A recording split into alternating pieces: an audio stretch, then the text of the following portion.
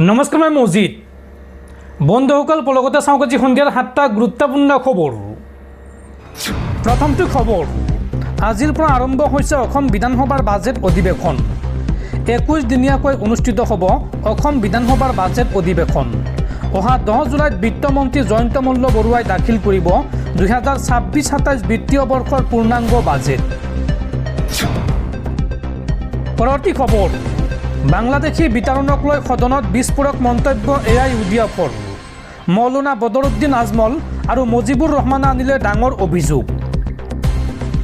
বাংলাদেশী বিতৰণক লৈ সদনত বিস্ফোৰক মন্তব্য AIUDFৰ। মৌলানা বদৰুদ্দিন আজমল আৰু মুজিবুৰ ৰহমানে আনিলে ডাঙৰ অভিযোগ। পুজবেকৰ নামত স্বদেশী লোকক অত্যাচাৰ কৰিছে চৰকাৰে। যুগ যুগ ধৰি বসবাস কৰা মুছলমান লোকক পঠিয়াই দিয়া হৈছে বাংলাদেশলৈ। নলবাৰীৰ সাকিনা বেগমক অন্যায় অত্যাচাৰ কৰি বাংলাদেশৰ জেলত ভৰাইছে ভাৰত চৰকাৰে। ৰাতিৰ আন্ধাৰৰ সুযোগ লৈ পঠিয়াই দিয়া হৈছে বাংলাদেশলৈ। সেইজনী সাকিনা বেগম এজনী গৰীয়া সম্প্ৰদায়ৰ মহিলা। এই দেশত আইন কানুন নোহোৱা হৈছে নেকি? বাংলাদেশী বিতৰণক লৈ সদনত এই বিস্ফোৰক মন্তব্য AIUDFৰ। পৰৱৰ্তী খবৰ, মুছলমানসকল ভাৰতৰ মূল নাগৰিক। এই কথা বিজেপিৰ একাংশ নেতা মন্ত্ৰীক বুজাই দিলে RSSৰ জ্যেষ্ঠ নেতাই।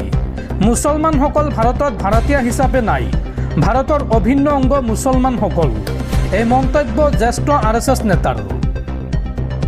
মুছলমানসকল ভাৰতৰ মূল নাগৰিক। এই কথা বিজেপিৰ একাংশ নেতা মন্ত্ৰীক বুজাই দিলে RSSৰ জ্যেষ্ঠ নেতাই। মুছলমানসকল ভাৰতত ভাৰতীয় হিচাপে নাই, ভাৰতৰ অভিন্ন অংগ মুছলমানসকল। মুছলমানসকল ভাৰতত গৰ্ভৰে আছে, আছিল আৰু ভৱিষ্যতেও থাকিব। ভাৰতত হিন্দু মুছলমানৰ পৰিচয় কেৱল ভাৰতীয়। RSS নেতা ইন্দ্ৰেশ কুমাৰৰ এই ডাঙৰ মন্তব্য। উল্লেখযোগ্য যে কিছুদিন পূৰ্বে RSS প্ৰধান মোহন ভাগৱতেও এই সন্দৰ্ভত কৰিছিল ডাঙৰ মন্তব্য। ভাৰতত হিন্দু মুছলমানৰ সমান অধিকাৰ আছে, এই মন্তব্য RSS প্ৰধান মোহন ভাগৱতৰ। মোহন ভাগৱতে লগতে কয় যে ভাৰতত হিন্দু মুছলমানৰ কোনো পাৰ্থক্য নাই। ভাৰতত মুছলমান আছে আৰু সদায় থাকিব। মুছলমানসকল ভাৰতৰ মূল নাগৰিক। দৰ্শকসকল, আৰু বহুতো গুৰুত্বপূৰ্ণ খবৰ আছে। তাৰ আগতে আপোনাক জনাওঁ যে যদি আপুনি এতিয়ালৈকে এইটো ভিডিঅ'ত লাইক কৰা নাই তেন্তে এতিয়াই ভিডিঅ'টোত লাইক কৰি দিয়ক। আৰু এনেকুৱা ধৰণৰ ভিডিঅ'সমূহ নিতৌ চাবলৈ চেনেলটো ছাবস্ক্ৰাইব কৰি কাষত থকা বেল আইকনটো প্ৰেছ কৰি ৰাখক। পৰৱৰ্তী খবৰ, E20 পেট্ৰলৰ বিৰুদ্ধে দিল্লীৰ যন্তৰ মন্তৰত চালকৰ প্ৰতিবাদ। প্ৰতিবাদকাৰীসকলৰ মন্তব্য যে আমাৰ গাড়ী আমাৰ অধিকাৰ। নীতিন গাডকাৰীৰ দেউতাকে আমাক গাড়ী কিনি দিয়া নাছিল। তেওঁৰ ভুল নীতিৰ বাবে আমাৰ তেজ ঘামৰ পইচাৰে কিনা গাড়ীবোৰ নষ্ট হৈছে। এই মন্তব্যৰে E20 ফুয়েলৰ বিৰুদ্ধে দিল্লীৰ যন্তৰ মন্তৰত চালকৰ প্ৰতিবাদ। দেশত ইথানল মিশ্ৰিত পেট্ৰল বা E20 ফুয়েল ব্যৱহাৰক লৈ দীৰ্ঘদিন ধৰি চলি থকা অসন্তুষ্টিয়ে এইবাৰ এক ভয়াৱহ আন্দোলনৰ ৰূপ ধাৰণ কৰিছে। ইথানলযুক্ত পেট্ৰলৰ ফলত বাহনসমূহ ক্ষতিগ্ৰস্ত হোৱাৰ অভিযোগ তুলি এইবাৰ দেশৰ সাধাৰণ গাড়ী চালকসকল মুকলিকৈ ৰাজপথলৈ ওলাই আহিছে।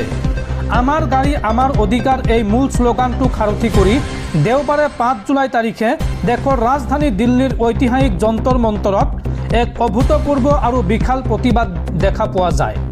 প্ৰখ্যাত টিভি ব্যক্তিত্ব তেহচিন পুনাৱালা আৰু তেওঁৰ টীম ভাৰত মঞ্চৰ নেতৃত্বত একত্ৰিত হোৱা হাজাৰ হাজাৰ গাড়ী চালকে কেন্দ্ৰীয় চৰকাৰৰ এই ইন্ধন নীতিক তীব্ৰ সমালোচনা কৰে। সমাৱেশত অংশগ্ৰহণ কৰা চালক আৰু মটৰিষ্টসকলৰ মূল অভিযোগসমূহ আছিল এনেধৰণৰ: বাহন বিকল আৰু ইঞ্জিনৰ ক্ষতি। গাড়ী চালকসকলৰ অভিযোগ যে 20% ইথানল মিহলি পেট্ৰল ব্যৱহাৰ কৰাৰ ফলত গাড়ীৰ ইঞ্জিনসমূহ অতি সোনকালে গৰম হৈ পৰে আৰু বিকল হৈ যায়। ইথানলৰ ৰাসায়নিক প্ৰতিক্ৰিয়াৰ বাবে গাড়ীৰ ফুয়েল ফিল্টাৰ জাম হৈছে, কাৰ্পোৰেটৰ নষ্ট হৈছে আৰু ফুয়েল পাম্পসমূহ সম্পূৰ্ণৰূপে কাম নকৰা হৈ পৰিছে। মাইলেজ চৰম হাৰত হ্ৰাস পাইছে। গাড়ীৰ গৰাকী আৰু চালকসকলে দাবী কৰা মতে এই E20 ইন্ধন ব্যৱহাৰ কৰা মাত্ৰ কেইটামান সপ্তাহৰ ভিতৰতে গাড়ীসমূহৰ মাইলেজ 20-22% পৰ্যন্ত হ্ৰাস পাইছে। যাৰ ফলত চালকসকলে একে দূৰত্ব অতিক্ৰম কৰিবলৈ পূৰ্বতকৈ বহু বেছি টকাৰ পেট্ৰল ভৰাবলগীয়া হৈছে। মেৰামতিৰ নামত খৰচৰ পৰিমাণ বৃদ্ধি পাইছে। প্ৰতিবাদকাৰীসকলে ক্ষোভ প্ৰকাশ কৰি কয় যে চৰকাৰৰ এই ইথানল পৰীক্ষা নিৰীক্ষাৰ বাবে সাধাৰণ ৰাইজে নিজৰ পকেটৰ পৰা ৩৫,০০০ টকাৰ পৰা ৮০,০০০ টকা পৰ্যন্ত খৰচ কৰি গাড়ীৰ ফুয়েল ছিষ্টেম মেৰামতি কৰিবলগীয়া হৈছে। আৰু দেশত আৰম্ভ হোৱা আমাৰ গাড়ী আমাৰ অধিকাৰ আন্দোলনৰ দাবীসমূহ কি চাওঁ আহক। প্ৰতিবাদকাৰী চালকসকলে কেন্দ্ৰীয় পথ পৰিবহণ মন্ত্ৰী নীতিন গাডকাৰীৰ পদত্যাগৰ দাবী কৰাৰ লগতে চৰকাৰৰ ওচৰত স্পষ্ট দাবী উত্থাপন কৰিছে। তেওঁলোকৰ মতে চৰকাৰে জোৰকৈ কাৰো ওপৰত ইথানল পেট্ৰল জাপি দিব নোৱাৰে।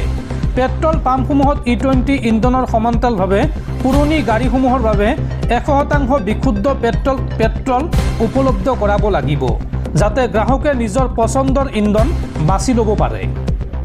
ইফালে কেন্দ্ৰীয় চৰকাৰ আৰু অটোমোবাইল বিশেষজ্ঞসকলে এই অভিযোগসমূহক খাৰিজ কৰিছে। চৰকাৰৰ দাবী যে ইথানল ব্লেণ্ডিঙৰ ফলত দেশৰ খাৰুৱা তেল আমদানিৰ খৰচ বহুখিনি ৰাহি হৈছে আৰু ইয়াৰ দ্বাৰা পৰিৱেশ প্ৰদূষণো হ্ৰাস পাইছে। অৱশ্য ছ'চিয়েল মিডিয়াৰ ক্ষোভে এইবাৰ পোনপটীয়াকৈ দেশৰ চালক সমাজ দিল্লীৰ ৰাজপথলৈ ওলাই অহা কাৰ্যই কেন্দ্ৰীয় চৰকাৰক যে এক ডাঙৰ চাপৰ মাজলৈ ঠেলি দিছে সেয়া নিশ্চিত। পৰৱৰ্তী খবৰ, বাতিল কৰিব লাগে অখিল গগৈৰ বিধায়ক পদ। অখিল গগৈৰ বিৰুদ্ধে ৰাজ্যৰ বিভিন্ন থানাত বৰ্তমান ৩২টা গোচৰ ৰুজু হৈ আছে। কিন্তু এই সন্দৰ্ভত নিৰ্বাচন আয়োগক ভুল তথ্য দিছিল অখিল গগৈয়ে। অখিল গগৈৰ বিৰুদ্ধে এই গুৰুতৰ অভিযোগ মন্ত্ৰী পীযুষ হাজৰিকাৰ।